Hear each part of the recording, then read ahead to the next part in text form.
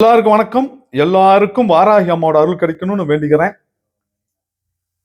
பொதுவா சொல்லுவாங்க, குழந்தைகள் அதாவது இருக்கிறதுலயே பெரிய கஷ்டம் என்னன்னா, நீங்க கஷ்டப்பட்டு சரிங்களா, படிப்படியா ஒரு குழந்தை ஒரு பெரிய கனவு. குழந்தைங்கிறது அது சாதாரணமா மத்த நாட்டுல அது விட்டுருங்க. இந்தியாவை பொறுத்த வரைக்கும் அது உங்களுடைய எதிர்காலம், உங்களுடைய கனவு.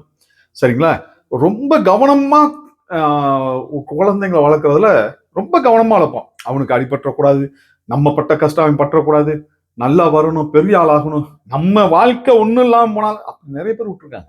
என் வாழ்க்கையை இழந்து நான் பெத்த பிள்ளைக்கு வாழ்க்கையை கொடுக்குற மாதிரி அந்த அளவுக்கு பண்ணுவாங்க. சரிங்களா? ஆனா அந்த பிள்ளை சரியா வளருதா அப்படின்னா ரொம்ப டவுட் தான். சரிங்களா? 90% பிள்ளைகள் சரியா இல்லை. ஏன்னு கேட்டீங்கன்னா அவங்களுக்கு எதுவுமே தெரியாது. இப்ப நீங்க எல்லா கஷ்டத்தையும் நான் ஏத்துக்கிறேன், என் பிள்ளை எந்த கஷ்டம் படக்கூடாதுன்னு நீங்க நினைச்சிட்டாலே கண்டிப்பா அந்த குழந்தை மட்டும் இல்ல, உங்க எதிர்காலமும் காலி தான். குழந்தைக்கு என்ன தேவையோ அதை சொல்லணும். மிரட்ட வேண்டிய இடத்துல மிரட்டணும், அடிக்க வேண்டிய இடத்துல அடிக்கணும், சொல்லித்தர வேண்டிய இடத்துல சொல்லித்தரணும். இப்படியெல்லாம் கரெக்டா போனா மட்டும்தான் அந்த பிள்ளையோட எதிர்காலமும் சரி, அதன் மூலமா உங்க எதிர்காலமும் நல்லா இருக்கும். இல்ல அப்படின்னா கண்டிப்பா அது சரியா வரவே வராது. நான் நிறைய இடத்துல பார்த்திருக்கேன். குழந்தைய வந்து அப்பா கிட்ட கொடுப்பாங்க இல்லைங்களா, பிறந்தோடனே அப்பா ஒரு எனக்கு தெரிஞ்ச நண்பர்களே நான் கூட அப்படிதான் நினைச்சிருக்கேன். எந்த சூழ்நிலையும் இந்த பிள்ளைய வந்து திட்டிடவே கூடாது, கண்ணு மாதிரி பார்த்துக்கணும், கண்ணுக்குள்ள வச்சு தாங்கணும். நீங்க இப்படி நினைச்சு எனக்கு அப்புறமா தான் நமக்கே தெரியுது இந்த மாதிரிலாம் இருக்கக்கூடாது. குழந்தைக்கு எதை கத்துக் கொடுக்கணும் அது கத்துக் கொடுக்கணும். அது பிரச்சனையெல்லாம் அதுக்கு வரணும், வந்து அது சமாளிக்கிற அளவுக்கு, அதாவது பிரச்சனையே வரணும், அந்த சமாளிக்கிற அளவுக்கு நம்ம சொல்லித்தரணும். எல்லாமே வரணும். அப்படி இருந்தால் மட்டும்தான் அந்த பிள்ளை நல்லபடியா வரும். இப்ப என்ன ஆச்சுன்னா, நிறைய வீட்டுல இப்ப நம்ம நண்பர் வீடா இருந்தாலும் சரி, நம்ம நிறைய வீட்டுல பாத்தீங்கன்னா பெத்த பிள்ளைங்க மதிக்கிறாங்களான்னா ஒரு 10th மேக்சிமம் 10th, அதுக்கப்புறம் தம்பி சாப்பிட்டியாப்பா, அவ்வளவுதான், போயா அப்படிங்கிற மாதிரி போவாங்க. சரிங்களா? அம்மா கிட்ட கூட கொஞ்சம் ஏதாவது ஃப்ரெண்ட்லியா பேசுவாங்க. அப்பனை கண்டாலே இவன் கிடக்குறான் அப்படிங்கிற மாதிரி சாத்தான பாக்குற மாதிரி பார்ப்பாங்க. சரிங்களா? இப்ப அதே மாதிரி ஒரு குடும்பத்துல என்ன நடக்குதுன்னா, ஒரு 10th முடிச்சுட்டு +2 போறானுங்க 2 பசங்க. சரிங்களா? +1 போறானுங்க. அந்த +1 போகும்போது பாத்தீங்கன்னா பசங்க என்னன்னா அப்பாவை வந்து பிடிக்கவே மாட்டேங்குது. இந்த ஆளோட பெரிய எப்ப பார்த்தாலும் பெரிய என்ன ஏதுன்னு எதையாவது ஒண்ணு பண்ணிக்கிட்டே இருக்கான், என்ன கேட்டுக்கிட்டே இருக்கான், ரொம்ப ஸ்ட்ரிக்டா இருக்கான் அப்படின்னு அந்த 2 பிள்ளைங்களுக்கும் பிடிக்கல. +1 படிக்கும்போது அதுக்கப்புறம் என்ன ஆகுதுன்னா, அம்மா கிட்ட சொல்றாங்க. என்ன சொல்றாங்க?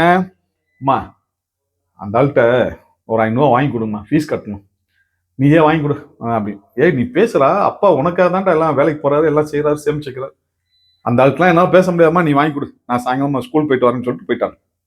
இந்த அம்மா பாக்குறாங்க, என்னடா பண்ணலாம், இந்த பசங்களுக்கு எப்படி புரிய வைக்கிறது, என்ன பண்றதுனே புரியல.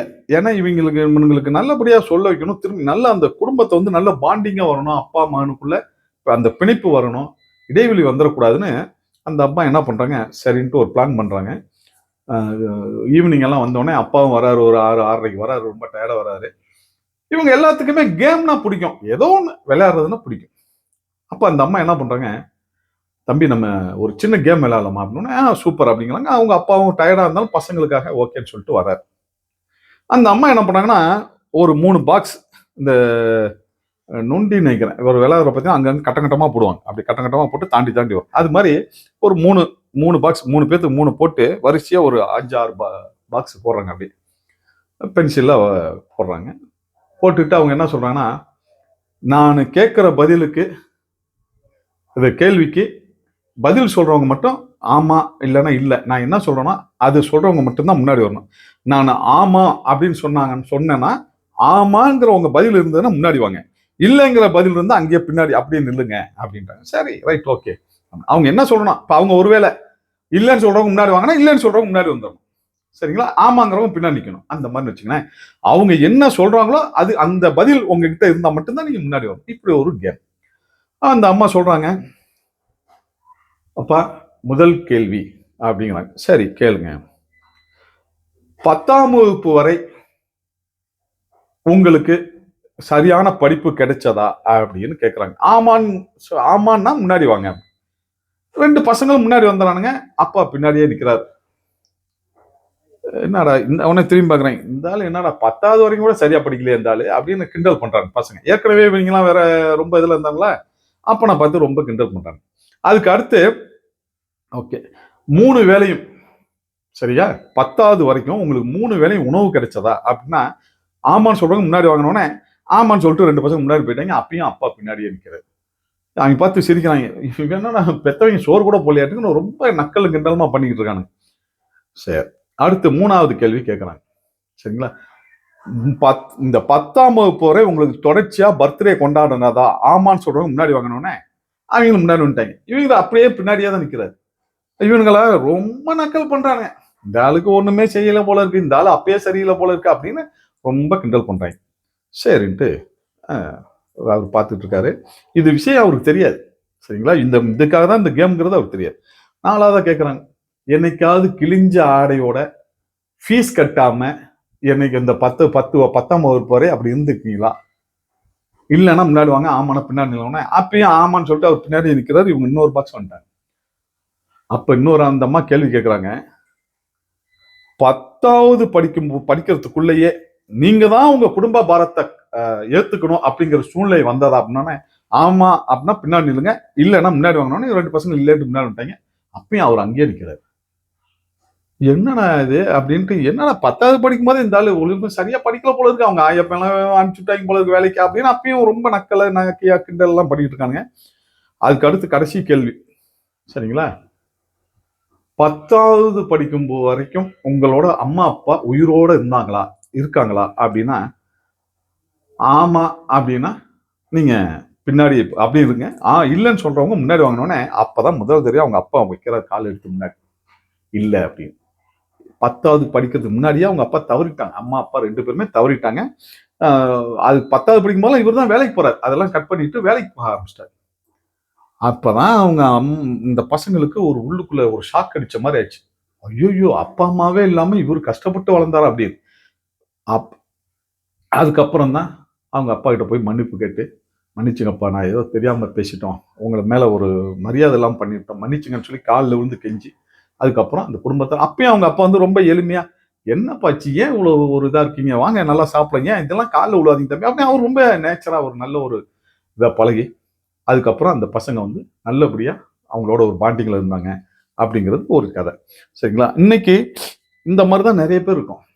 சரிங்களா, இப்போ எங்க அப்பாலாம் கூட பாத்தீங்கன்னா, எங்க அப்பா அம்மாலாம் பாத்தீங்கன்னா ஒரு ஏதாவது ஒண்ணா பேரம் பேசி வாங்குவோம். சரிங்களா, எல்லாத்துக்குமே எல்லாத்துக்கும் அப்படி இருந்துச்சா என்னன்னு தெரியல. எனக்கெல்லாம் கூட கோவமா வரும். 10 ரூபா கேட்டா கொடுத்துட்டு போக வேண்டியதானே, 500 ரூபா கொடுத்துட்டு போக வேண்டியதானே, இது என்ன இவங்களோட பெரிய விஷயம் இருக்கு.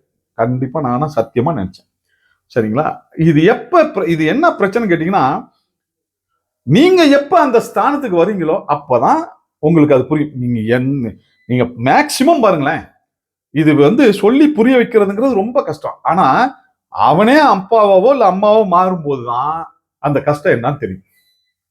சரிங்களா, இப்ப நானா பாத்தீங்கன்னா இங்க ஒரு இடத்துல கம்மியா கிடைக்குது, குவாலிட்டியும் நல்லா இருக்கும், நான் அந்த இடத்த தேடி தான் போறேன். இப்போ குவாலிட்டியும் நல்லா இருக்கணும், விலையும் கம்மியா கிடைக்கணும், நம்ம தேடி தேடி போய் வாங்கணும். அப்ப நமக்கு அந்த கவலை இல்லை. ஏன்னு கேட்டீங்கன்னா நம்ம காசு கிடையாது, அப்பா சம்பாதிக்கிறாங்க, அம்மா சம்பாதிப்பாங்க, இல்லைன்னா அம்மா மிச்சம் பண்ணி ஏதாவது வாங்குவாங்க, ரொம்ப பேரம் பேசி வாங்குவாங்க. ஏன்னா நம்ம காசு தான் இல்லையே, என்னடாவீங்க எப்ப பார்த்தாலும் பேரம் பேசிக்கிட்டு எப்ப பாரு அப்படிங்கிற அந்த கோவம் இருக்கும். அதெல்லாம் நமக்கு அப்ப புரியல. நிறைய விஷயங்கள் வந்து நமக்கு வந்து புரியாது. இது உங்க பிள்ளைகள் மட்டும் இல்ல, நானும் அப்படிதான் இருந்தேன், நிறைய பேர் அப்படிதான் இருந்தோம். அப்புறமா மாறுறோம். அந்த காலம் வரும்போது, அந்த வயசு வரும்போது, அந்த அந்த உணர்வு வருது இல்லைங்களா, நம்ம பிள்ளைங்க நல்லா வரணும், நம்ம படிக்க வைக்கணும், இந்த மாதிரிலாம் வரும்போது தானா உங்களுக்கு வந்து உங்க அப்பா எப்படி இருந்தாரோ அதை விட 2 மடங்கு நீங்க சிறப்பான ஆளா மாறிடுவீங்க. சரிங்களா, அப்ப நம்ம என்னன்னு கேட்டீங்கன்னா, எதெல்லாம் அப்பாவோ அம்மாவோ யாரோ வில்லனாவே தான் நம்ம கண்ணு தெரியும் கடைசி வரைக்கும். சரிங்களா, எப்ப ஹீரோவா தெரிவாங்கன்னா நீங்க திருமணம் பண்ணி குழந்தை பிறந்து நீங்க ஒரு அம்மாவோ அப்பாவோ ஆகி கஷ்டம் வரும் பாத்தீங்களா, ஐயோ இங்க இந்த காசு கட்ட காசு இல்லையே, இது என்ன பண்ணுவேன், வாடகை கொடுக்க காசு இல்லையே அப்படின்னு. அப்பதான் உங்க அம்மா அப்பாவோட அருமை என்னன்னு உங்களுக்கு தெரியும். அது வரைக்கும் அவ்வளவு ஈஸி கிடையாது. சரிங்களா, ஓகே, இந்த மாதிரி இருக்கு. ஒரு சிலருக்கு பாத்தீங்கன்னா ஜாதக ரீதியாவே பிரச்சனையா இருக்கும். அவன் வீட்லயே இருக்க முடியாது, வீட்டுல இருந்தாலே பிரச்சனை, எப்ப பார்த்தாலும் சிக்கல் அப்படியே இருக்கும். 2ஆம் வீடு சரியில்லைன்னா அப்படித்தான் அமையும். சரிங்களா, அதுலயும் 2ஆம் வீட்டுல ராகுவோ கேதுவோ இருந்துட்டாங்கன்னா சுத்தம். சரிங்களா? அதே மாதிரி 4ஆம் ஸ்தானத்துல வந்து ராகு கேது இருந்துட்டான்னு சொன்னா தாயுடையோ இல்ல சந்திரனோட கேது இருந்தா தாயுடையோ இல்ல அவனுக்கு பிரச்சனை கூட வரலாம். அதே மாதிரிதான் சூரிய பகவானோட சேர்ந்து இருந்தாலும் இந்த மாதிரியான பிரச்சனைகள்லாம் வரும். சரிங்களா? அதே மாதிரி 9ஆம் இடத்துல இருந்தாலோ இந்த மாதிரிலாம் சிக்கல் வரும். ஒருவேளை அந்த மாதிரி இருக்கு அப்படின்னா நம்ம கோயில் லகுவராகி ஆலயம் இது எங்க இருக்குன்னு கேட்டீங்கன்னா சமயபுரம், அதாவது திருச்சி மாவட்டம் சமயபுரம் பக்கத்துல 94 கரியமாணிக்கங்கிற கிராமத்துல இந்த கோயில் இருக்கு. கூடவே ராகு கேது பரிகார ஸ்தலமாவும் இந்த கோயில் இருக்கு. சரிங்களா? நீங்க இங்க வரதன் மூலமா உங்களுடைய குடும்பத்தோட ஒற்றுமையை சரி செஞ்சுக்கலாம். சரிங்களா? இந்த ஜாதக ரீதியில ஏதாவது பிரச்சனைகள் இருந்தா உங்களுக்கு விருப்பம் இருந்தா நீங்க வாங்க. அம்மா இருக்காங்க. ஒவ்வொரு பஞ்சமியிலும் ஒரு சிறப்பான ஹோமம் நடத்தி அது இந்த ராகு கேதுவுக்கு பரிகார ஹோமம் நடத்தி நவகிரகங்களை சாந்தப்படுத்துறதுக்காகவும் ஹோமங்கள் நடத்தப்படுகிறது. அது இல்லாம அஸ்திர ஹோமம் நடத்தும்.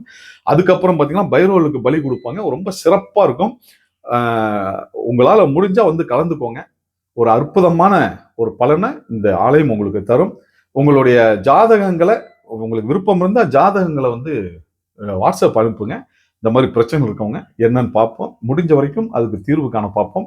என்னைக்கும் எல்லாரும் நல்லா இருக்கணும்னு வாராகி அம்மா கிட்ட வேண்டிக்கிறேன். நன்றி, வணக்கம்.